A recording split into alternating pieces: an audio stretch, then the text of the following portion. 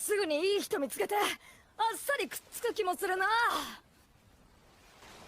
やだ、そんなのやだ。 Attack on Titan is over. On 4th November, the real finale of the series aired, and this is actually the end. I really took a lot of time for this video as I was myself unable to process that the series has actually ended. I watched the episode the next morning when I woke up, and when the episode ended, I did not cry and I did not feel bad that Eren is dead now, but I felt very blank inside. I was unable to process a thing, and especially after that expected yet unexpected the end.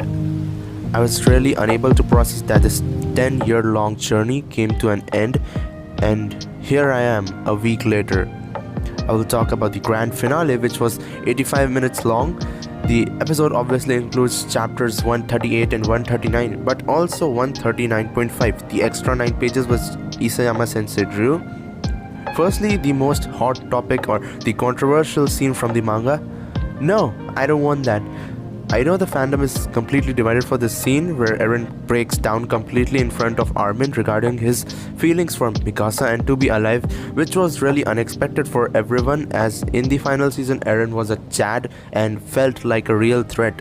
People hating on this is only justifiable if they felt this was very sudden, but in my opinion this is very accurate.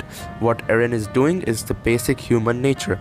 No matter how many responsibilities a person has, they do get exhausted and feel bad for their actions. Eren in this place felt super guilty of destroying 80% of humanity, but he had no other choice because... Jokes aside, Eren tells Armin how he saw the future memories on the day, and he knows everything was decided and nothing would go as he wanted, even if he has the power of the founder. He had become a slave to his own freedom. Eren was never really free. Even after eradicating all the Titans, by the end of season 3, Eren still had things to do, and the rumbling would be the full stop to his journey. Eren started off as a kid who wanted to destroy all the Titans and explore the world outside the walls, who faced betrayal by some of his friends, fought them, faced near-death situations, accomplished his goal, but he looked outside for even more and did not see what's there with him to rejoice, which is exactly what Armin wanted. There was quite a lot of extra dialogues added in their interactions, and I really like the part where Eren picks up blood, hair and teeth symbolizing death. Meanwhile, Armin picked up a seashell which symbolizes the beauty of the world right in front of you, which was also shown in the last scene of season 3, and this is a really contrasting thing to Eren. Eren and Armin went on different paths even after having same goals, and this is where they are now. Eren confesses that he is responsible for dragging his friends into this, not knowing who will survive or who might die when. His thoughts are all mixed up. He took decisions which would bring him to this point. What Eren did, it was not at all morally right. He deserved all of this for his actions. But again, for all the sacrifices he did and the hell through which he suffered, it's obvious for the viewers to get shocked if the protagonist dies. He sent Dyna's Titan on that day towards his mom, so Eren could hate the Titan species, and this is basically a cycle which the adult Eren created for himself. Now, the real question is, what happened to Eren when Armin talked about Mikasa?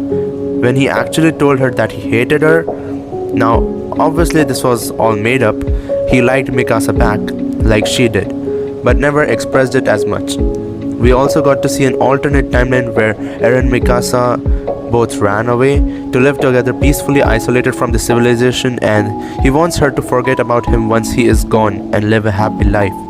It is really heartbreaking to know that Eren wants to live with everyone else, but he has to be the one to end the cycle of hatred as much as he can. All Eren wanted was to save his friends, Historia and Ymir Fritz. He saved Historia by ending the Titan era and the cycle of children eating their parents. He saved Ymir as well. He understood her, and thanks to Mikasa, Ymir herself decided to end all of this and not obey the will of King Fritz. Ymir saw Mikasa as someone who is dedicated towards a person just like her towards King Fritz, and Mikasa towards Eren, the only difference being Ymir chose to be a slave while Mikasa chose killing Eren. Eren chose his friend's happiness over his own desires. He chose to leave Mikasa behind and do things for the greater good. He was able to give happy lives to the people he cared for. Like, look at Levi. He survived the entire series and is now helping at a refugee center most probably. Could Eren achieve freedom? No, he couldn't. Things couldn't go exactly what Eren had thought of, but we can say he did everything for the sake of his people to live long and happy normal lives freely.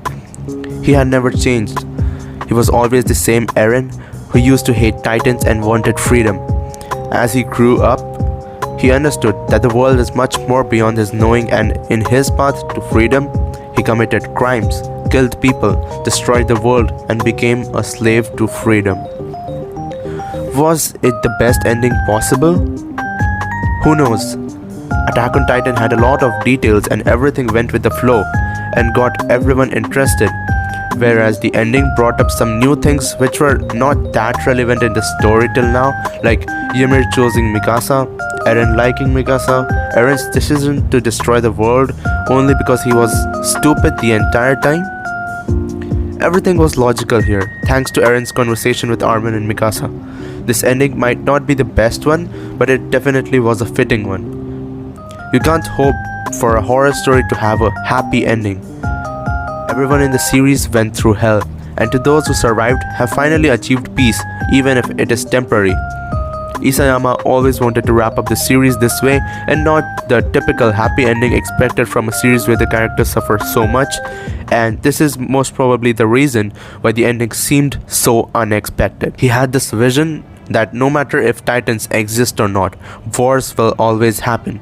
The process of mutual hatred will never come to a complete stop. This kid who comes towards the tree, which is most likely this huge because of Eren's grave, who was the founder, and possibly his founding titan's powers allowed this tree to grow this tall. And now if this kid goes inside, I swear this cycle will keep on repeating. No matter how many years pass, whether titans are there or not on this planet, the cycle of good and bad times will always go on as long as life exists. And as Erwin once said, humans will continue to fight one another until the day there is one human or less. Now, if we talk about the animation, it was definitely flawless. Maybe at some places the lighting could have been better, but yes, I'm not complaining here. The entire episode was very well animated, and this part is probably the best one animated by MAPPA. The part where Mikasa decided to kill Eren and everyone assisted her to get inside Eren's titan's mouth, that sequence was just phenomenal. Probably one of the best animated sequences in all of Attack on Titan. And this was also the last time we see our character using a Thunder Spear and ODM gear. Levi really got some good treatment in this episode. This scene was possible thanks to Arifumi Imai, who was also the animation director for many heavy action sequences in Attack on Titan, and yes, his comeback was definitely needed and it was really good. I got really emotional 2 times in this episode. First, when Levi was on the ground and he saw his comrades and he said, "So this is what you all decided to dedicate your hearts for." That scene really got me, and Levi crying here reminded me of the Survey Corps struggle throughout the years, and Levi was the only surviving one among them. This man was finally able to fulfill Erwin's wish to kill the Beast Titan, and he was able to kill Zeke in this episode.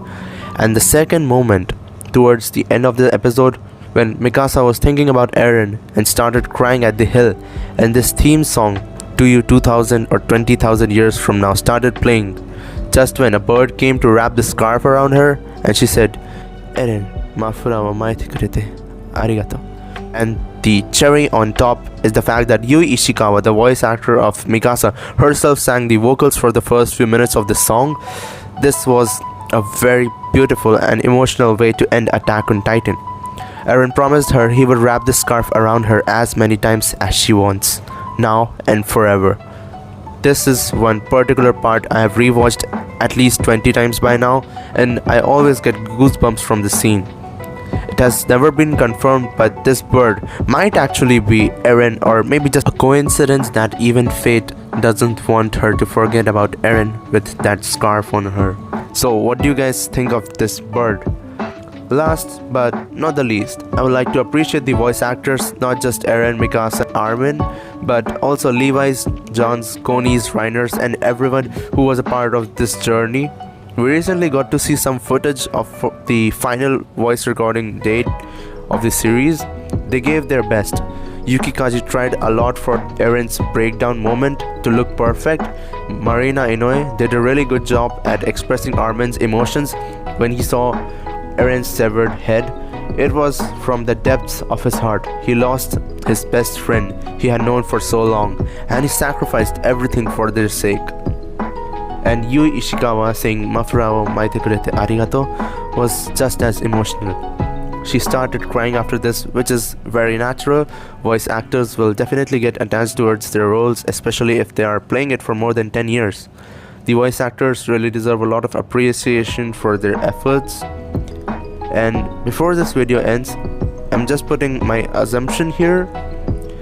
Ai Higuchi's ending song for the finale, Itterashai, had Eren and Mikasa in the video, which was just like the first ending of Attack on Titan, where there's just Eren and Mikasa and no one else. I can't say it's any better than Akuma no Ko, but visually it is just too emotional to watch after the finale. So, my assumption is this video is showing us Mikasa waking up in the afterlife after her death and meeting Eren there, which is something we would really wish for, but yes, who knows what happened. Attack on Titan started as a gory and dark show, and as things progressed, it became clear that there will always be conflict no matter what side you are on. Everyone can be right and still have wars. Eren was a great protagonist, a suicidal bastard, and a great antagonist. You might love Eren or hate Eren, but overall, I don't see a reason to hate this series overall. The ending was open-ended, and it is up to the viewers to think how it could have ended. Attack on Titan ending is definitely the end of an era in the anime world, and it will take years for a new series of this caliber to be born. Isayama really influenced the manga world with his work, and I hope the future mangakas also learn from him. The ending might not be perfect, but if you make the story interesting enough while it lasts, it can be a good piece of art. So, thank you to the animators, thank you to the staff in MAPPA, thank you all the seiyus, thank you Isayama, thank you Eren for giving this cruel yet beautiful story to this world. As Peter Drury once said about Lionel Messi, he was beautiful, he was the point of different. He has always been the point of different, unparalleled, and maybe today there will of course be those who argue, always be those who debate, and the debate will rage on if you like. But as he falls in love with the object in the world that his heart has most desired, it is hard to escape the supposition that he has rendered himself today the greatest of all time. These lines are perfect to describe Attack on Titan after its ending. It's really the end, and I still cannot believe it. It is surely a sad moment in the anime industry, but I'm sure we can overcome this feeling. This really is the end of an era, and I'm happy that this masterpiece came to an end. Eren, we will always remember you. Once again, thank you so much Isayama sensei. You have a lot of my respect. Let us keep moving forward and devote our hearts till the very end. 心臓を捧げろ心臓を